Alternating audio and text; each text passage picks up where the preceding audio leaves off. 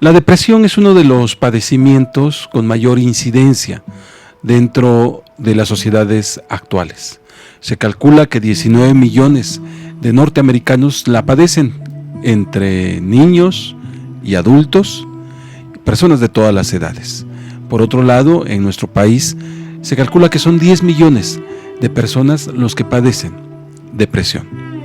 La depresión está considerado como un padecimiento que se manifiesta a través de una profunda tristeza y en una situación que no valora adecuadamente lo que se tiene alrededor.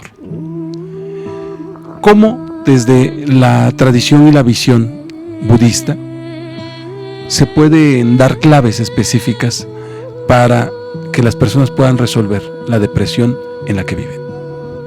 Bueno, primero habría que distinguir entre tristeza y depresión, porque estamos hablando de niveles diferentes. En este caso, cuando hablamos de depresión como ya una enfermedad, como lo califica ya las neurociencias, ya estaríamos hablando de un proceso más complicado que tendría que ver con cuestiones de tipo biológico, psicológico y también inclusive se considera que ambiental. Digamos, en una primera instancia hablemos de la biológica y después de la ocasionada por motivos sociales. Bueno, ok. Si partimos del principio de que todo es mental, que el universo es mental y que nosotros somos seres mentales, evidentemente desde esa particular visión, el budismo plantea que sobre todo tiene mucho que ver con la cuestión del ego. La persona siempre va a buscar que el mundo esté de acuerdo a sus necesidades, que el mundo se adapte a sus necesidades, cuando en realidad el mundo, tú estás hecho para adaptarte al mundo. ¿Y qué hay con respecto a los distintos factores sociales que juegan una constante presión sobre las personas, sin importar la edad? En primer lugar, el budismo plantea que debemos mantener un estado de ecuanimidad y modificando la perspectiva. Repito, todo es mental.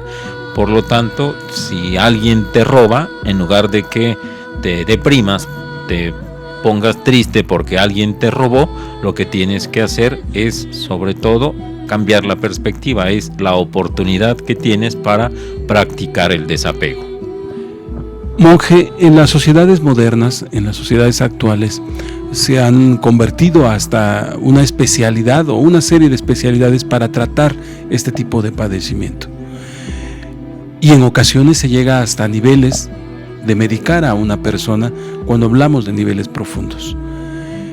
¿Cómo desde el budismo se pueden abordar situaciones como esta? Personas que se encuentran en una situación aguda de depresión. Si partimos de cuestiones científicas ya de neurociencias, es muy fácil ubicar. Cuando una persona medita, empieza a segregar a nivel cerebral ya endorfinas y sobre todo dopamina, noradrenalina y serotonina, y estas son las causantes que van a llevar al sujeto a un estado de paz, de armonía y de tranquilidad. Entonces, el simple hecho de meditar te va a producir un estado de paz y de armonía, y dependiendo del tipo de meditación que tú vayas a emplear, evidentemente vas a ir tratando de resolver tus problemas. ¿A qué me refiero con tipo de meditación? La mayoría de las personas tiene la idea de que meditar es dejar la mente en blanco y ya, pero existen distintas técnicas, aunque todas busquen el mismo objetivo. Por ejemplo, la meditación que denominamos activa consiste en ir por medio del razonamiento a cuestiones profundas. Por ejemplo, en este caso sería preguntarte ¿por qué estoy deprimido? ¿Para qué estoy deprimido? ¿A quién estoy afectando? Etcétera, etcétera. Y a partir de un autoanálisis total y completamente honesto hacia contigo mismo, vas a empezar a ubicar estos procesos. Es decir, debes estar consciente de la enfermedad para poder superarla. Digamos que si tuviéramos que compartir claves con las personas que sufren depresión, una sería la meditación. ¿Qué otras más? ¿Cuáles otras más? Sería también utilizar la meditación con ejercicios de respiración. La respiración va a modificar el ritmo cardíaco modifica el ritmo y la velocidad de la circulación, y la circulación hace que la oxigenación impacte de manera diferente en las neuronas. Entonces, por el simple hecho de respirar de una manera tranquila, lenta, profunda y sobre todo de manera consciente, las personas pueden empezar a modificar esas actitudes que tienen, y poco a poco, de manera muy gradual, van a ir saliendo de esos estados. Esa sería la propuesta muy a grosso modo de lo que plantea el budismo. Hablamos entonces de meditación y casi como una sola de la conciencia de la respiración. Esto también te lleva necesariamente a una visión que tenemos en el budismo. Decimos que tus pensamientos en realidad no eres tú, es una proyección de ti mismo. ¿Qué quiero decir con esto? Que nosotros nos deprimimos, nos entristecemos cuando nos identificamos con los procesos emocionales, con los procesos mentales. Nuestra mente, que conocemos, la mente ordinaria, está constantemente bombardeándonos con información que nosotros estamos asimilando.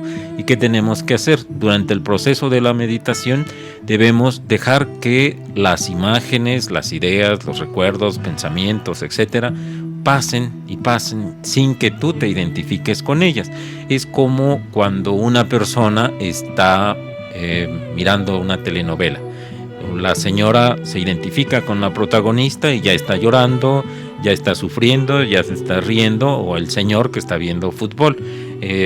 Si es su partido el que va ganando, se pone eufórico, se enoja, etcétera, etcétera, porque hay un proceso de identificación pleno con la circunstancia. Entonces, en este caso, en el budismo se plantea que toda la emoción es resultado de una identificación con las circunstancias externas o con tus pensamientos. Es decir, una persona deprimida, una persona confundida, asume que él es, que ella son los pensamientos, cuando en realidad, entiendo, de acuerdo a lo que nos estás explicando, que nosotros somos mucho más que nuestros pensamientos, y que los pensamientos son solamente una proyección de ese profundo ser. ¿Es así? De hecho, para nosotros, en algunas tradiciones, en realidad nuestro cerebro no genera los pensamientos. Nosotros solo vamos a sintonizar los pensamientos. Nosotros, en nuestra estructura cerebral, y captas las frecuencias con las que tú estás sintonizando. Entonces, si tú entiendes que los pensamientos simplemente son vibraciones que tú vas captando, no necesariamente tienes que identificarte con estos procesos. Tú constantemente, todos en general, llegamos a captar pensamientos muy negativos, ¿no?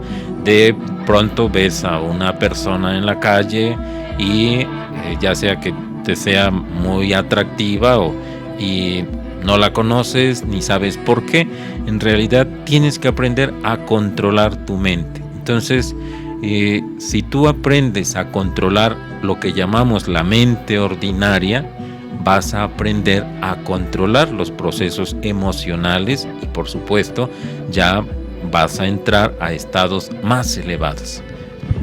Monje, la depresión puede tomar distintos matices. A veces se manifiesta a través de miedos profundos, a través de la angustia, a través de un constante desasosiego interno.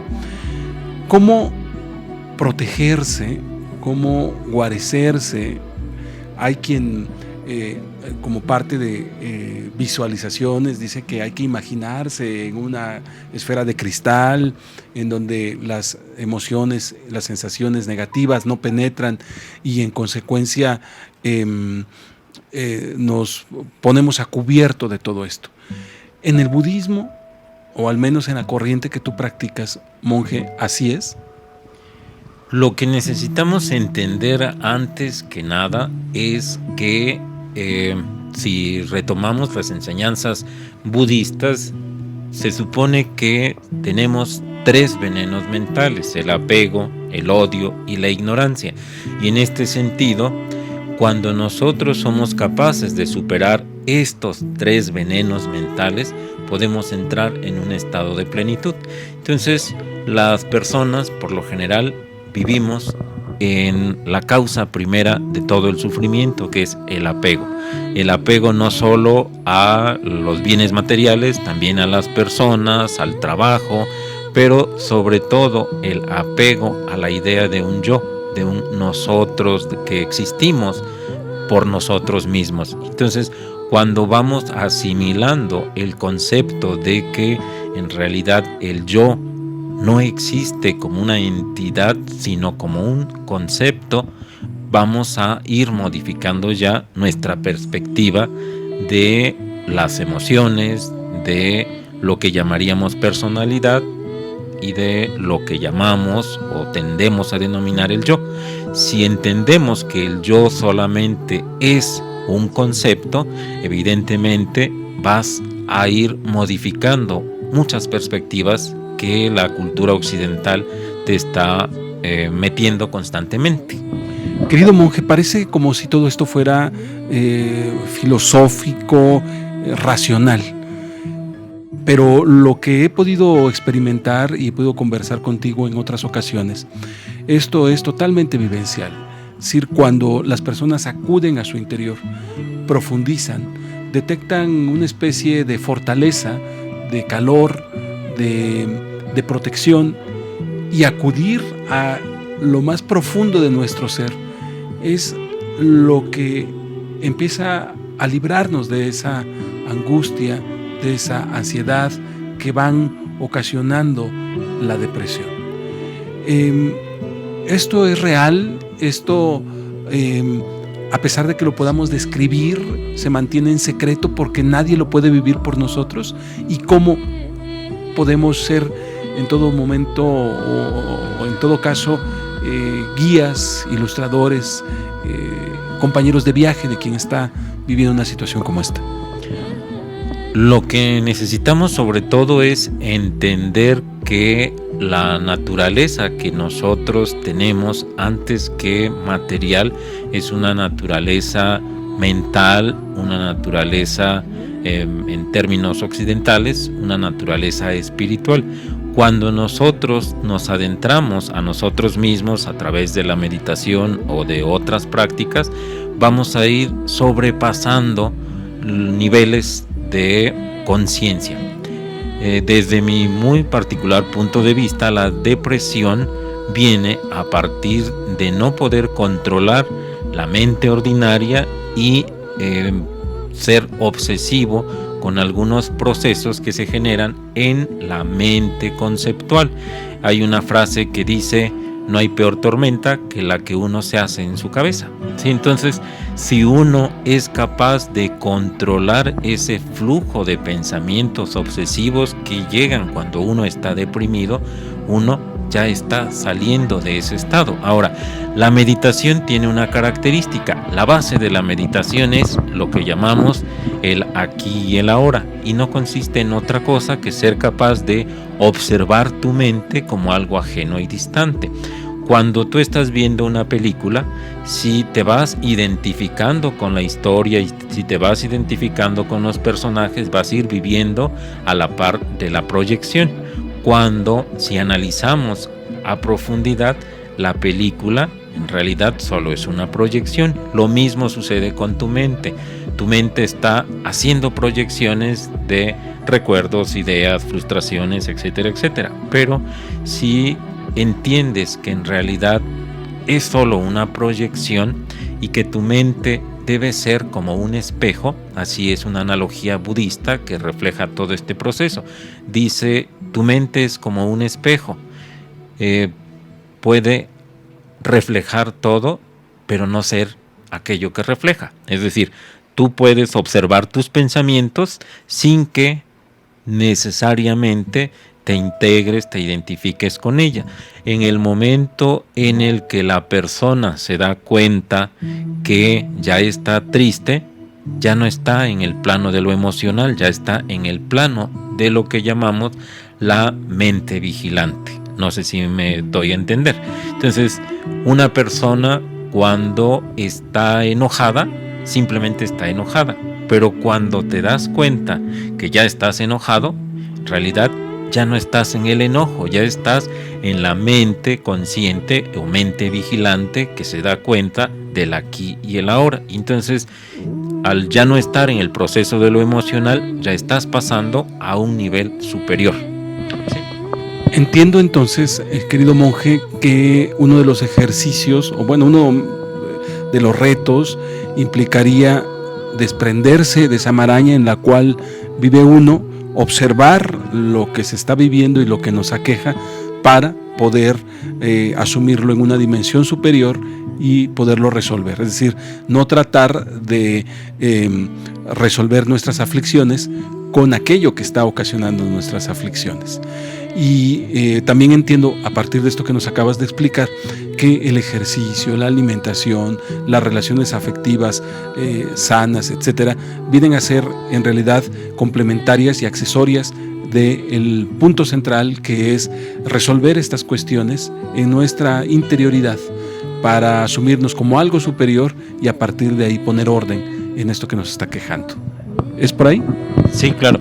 Es importante, es fundamental practicar un deporte, tener una alimentación sana, tener un núcleo de convivencia sano, etcétera, tener un autoconcepto correcto, adecuado, pero sobre todo ya el proceso de la depresión lo vamos a poder sacar a partir de romper la identificación con los pensamientos, con la maraña de pensamientos que tu mente está generando. Entonces, cuando tú pasas de la mente conceptual y de la mente emocional a través de la mente vigilante, tú puedes entrar a lo que llamamos la conciencia pura. La conciencia pura es un estado en el que la mente se da cuenta de sí misma. Entonces, si la mente se da cuenta que se está dando cuenta de sí misma, ya no es ni las emociones, ni las sensaciones, ni es los pensamientos, es simple y llanamente conciencia de sí misma. Monje Juan Carlos, te agradezco los minutos que nos has concedido. Estaremos abordando en otra ocasión temas vinculados a este que hoy hemos elegido y que seguramente serán de mucha utilidad para las personas que están pasando una situación de depresión. ¿Algún mensaje final, palabras finales para quienes están viviendo esta situación? Mira, sobre todo lo que debiéramos entender es que la depresión, más allá de los procesos biológicos, tiene que ver mucho con el sentido, vuelvo a repetir, vuelvo a reiterar, el sentido de ego. Cuando nosotros aprendamos que no hay mayor satisfacción que dar al otro, que compartir al otro, lo poco que podamos, escucharlo, darle una palabra de aliento, un abrazo, etcétera. El acto de dar al otro es la mayor felicidad que te puede provocar o que puedes encontrar en la vida misma. Entonces, a las personas que están padeciendo este proceso, yo les invitaría a que practicaran el amor incondicional, a que desarrollaran la compasión universal o bodhicitta, como le llamamos en la tradición budista.